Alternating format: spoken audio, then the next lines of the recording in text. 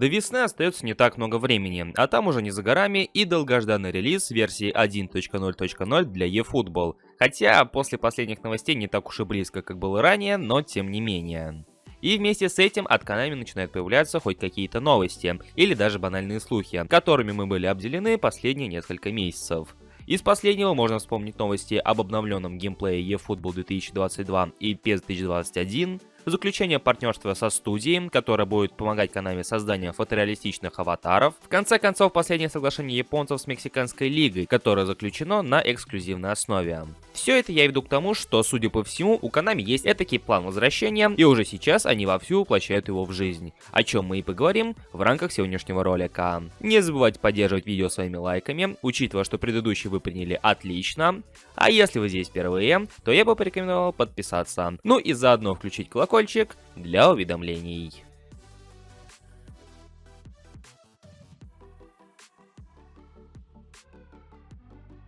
За всем информационным шумом, связанным с UFL, мы совсем забыли про eFootball 2022. И в принципе, учитывая качество самого продукта, поддержание интереса к нему со стороны разработчиков, забыли об этой игре более чем справедливо.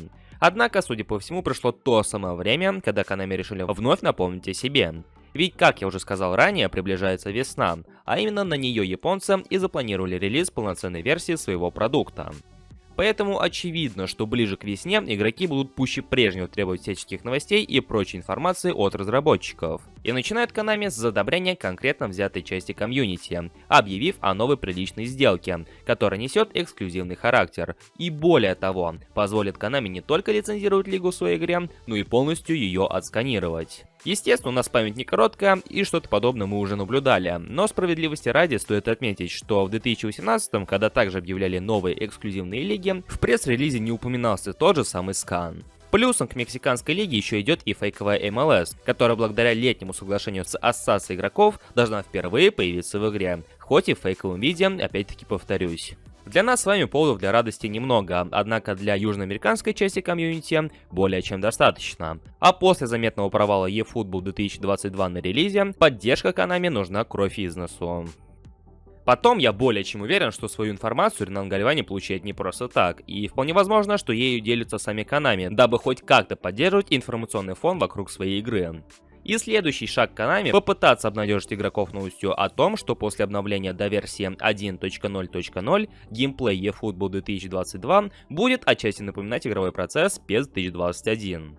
И если закрыть глаза на все эти обещания про революцию, от PES к eFootball и прочее, то это более чем отличные новости. Поскольку геймплей 21 части более чем оптимальный, особенно если разработчики уберут многочисленные скрипты, из-за которых разнообразие голевых моментов было минимальным. И вот Konami разогнались, уже вовсю запустили информационную машину и в идеале выпустят весной чуть ли не самую что ни на есть полную версию игры. Ведь даже несмотря на тот факт, что версия буквально будет 1.0.0, все еще есть сомнение, что в ней не будет отсутствовать тот или иной контент. Однако есть одно большое но. В апреле футбольный сезон подходит к своему завершению, а если быть точнее, то вступает в эту самую завершающую стадию. И о чем думают Konami, рассчитывая релизнуть полноценную версию в апреле, а не в том же марте, когда еще куда ни шло, непонятно. Поэтому можно предположить, что все происходящее — это далеко не весь план Konami, и это уж явно не та часть, на которой они собираются сделать конкретную ставку. Но об этом мы поговорим уже в следующий раз.